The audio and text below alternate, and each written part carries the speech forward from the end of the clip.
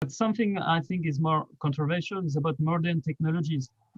For me, it's a quite controversial statement because I would be keen to think that for the last 2 decades, especially the last decade, social networks on the internet are providing new tools to DIY band. I'm thinking, for example, to Bandcamp. Bandcamp is a very efficient tool for bands to sell directly without any label. And there's no the Bandcamp live stream where you can ticket. It's going to be the new things. You can ticket your show online and be paid directly. So sometimes you have some technological improvement that will help the do-it-yourself bands and the alternative movement. But of course, it's different selling directly your stuff, your merchandising, on the living of your art.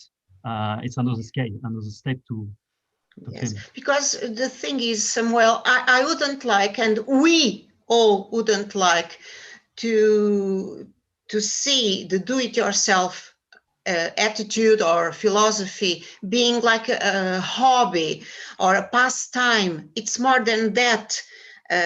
When one is researching or composing or painting, the person puts everything inside her or him to have something in change. We in ancient times, artists as painters had some sponsors. Of course, they would have to do what the sponsors want. They would, okay. When you do what you like to do, rarely you have some gain. It's like Lydia Lunch, no pain, no gain. And it's, or like a dog going around his tail.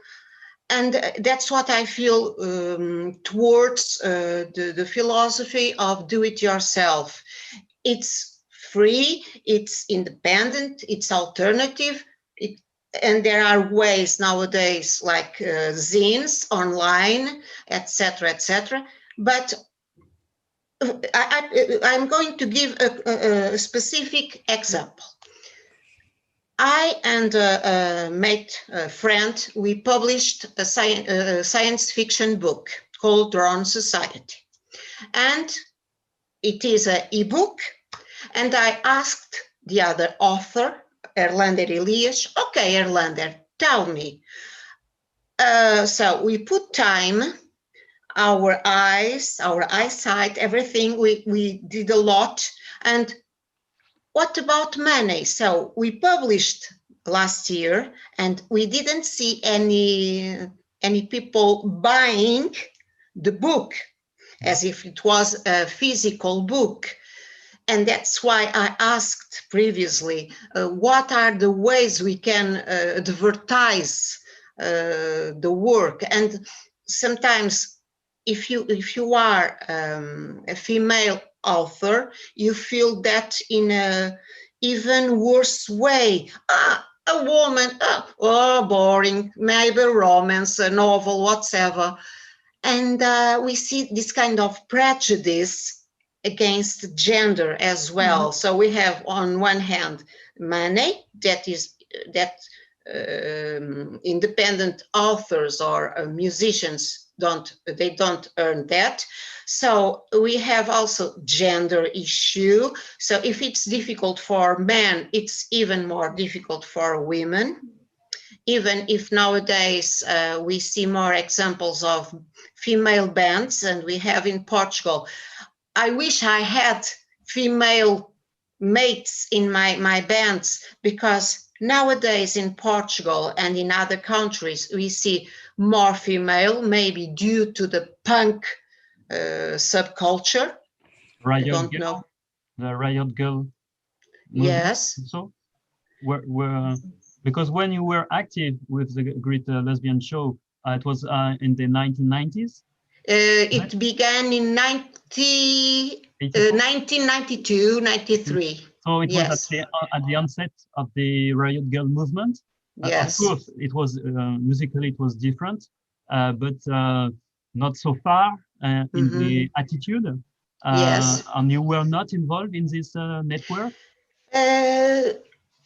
or incipient network at the time. Well, I'm not going to expose my personal life, but at the same, that's why I showed you the poster with the woman with several arms, because I had to take care of my parents and my work, and my colleagues in the band, they had similar problems, so their families, their work, and to be honest, we were afraid to jump in the void. Yeah, it's the same. And I go back again to what I said previously, that we tried to reach foreigner markets to buy our music, and we couldn't get any satisfaction. Okay, I like to play with the songs, the titles of the songs, of the lyrics. And I think that is more difficult for small countries. I think of Slovenia, Lithuania, Portugal. So countries that faced dictatorships and that faced this kind of macho syndrome. It's more difficult for women to show their work, even if it's intellectual or if it's artistic or if it's scientific. It's more difficult, you know. I don't know if you are aware in France or in Germany of that kind of issue. That is very, very difficult for small countries. No, no.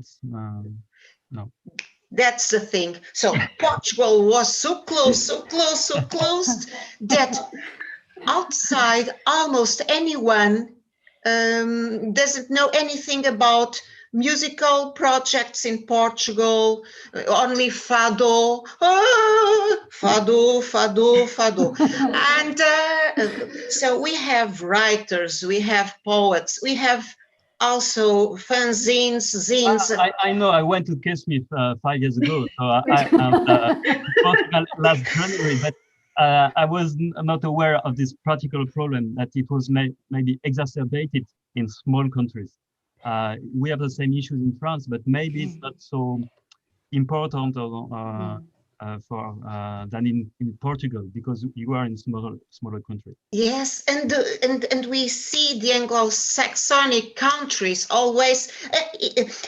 I translated the book. The author is Jan F. Svenonius.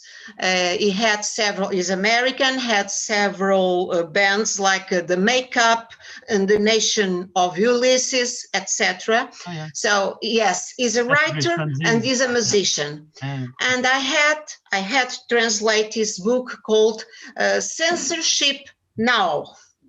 It talks about freedom. So we think that we have freedom to speak, to talk, to share our ideas, but it's not true, etc., etc. So the book is about a lot of current issues, and it precisely says in one chapter that unhappily, and is American, unhappily, the countries that don't belong to the Commonwealth, to the Anglo-Saxonic speaking English, so the language is English, they have much more difficulties to reach the American, the British market, or whatever. Yeah. It's the same for French-speaking artists, but maybe the French-speaking world is more important than the Portuguese Lusophone world. Yeah.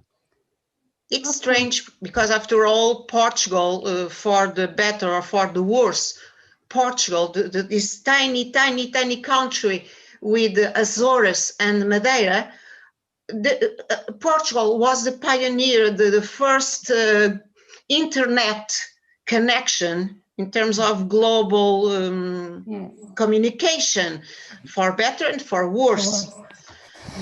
And then with the dictatorship, the Salazar's dictatorship, Portugal became a closed bubble, and with the back not facing other countries, because our physical frontier is with Spain. Then we have this huge Atlantic Ocean. So I think that Kismith and other academic platforms or artists with the new technologies, I think that now they are in a better position that I and my mates we had in the past, because we tried, but it was too late for us. Maybe for younger girls, like some female bands that we have now in Portugal. Maybe if they persist, if they are stubborn as a mule, as I was, not anymore, maybe, who knows, that they can reach other countries and present their work. Okay, I think this is the end because we reached the time now. I would like to thank you all, and I hope to see you on next Kismith. Thank you. We hope so. Samuel, Okay. à bientôt. Je parle français. Ah oui, c'est vrai. Oh, sacré bleu. Bye. Bye. Thank you. Thank you. Bye.